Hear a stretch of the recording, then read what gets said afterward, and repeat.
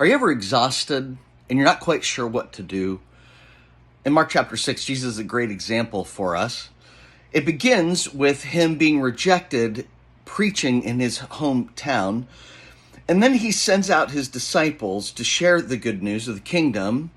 They're being so effective that word actually makes it all the way south to King Herod, who hears about him, and people are wondering, is this John the Baptist raised from the dead? And you have this flashback scene, one of the most discouraging scenes of Jesus' life, where his cousin, John the Baptist, is executed.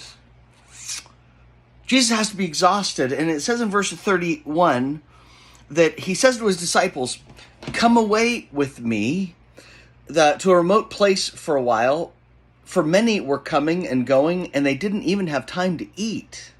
And so they went away on a boat, but as they went away, the crowd saw them going and went ahead, suspected they knew where they were going, went ahead of them. And verse 34 says, when they went ashore, he saw this large crowd and had compassion on them. Jesus exhausted himself. He's left the crowds because he needs a break, and he's hungry. But he had compassion on them because they were like sheep without a shepherd, and he began to teach them many things.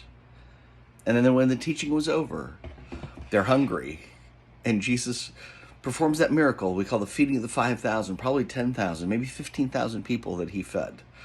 Jesus' disciples, and his disciples were hungry too. What do you do when you're exhausted? If I'm Jesus in that situation, I'm tempted to get real selfish. This is my time. I need to take care of myself first.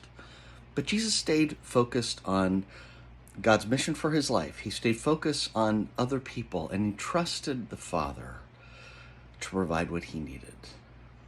And the Father did, and the ministry flourished.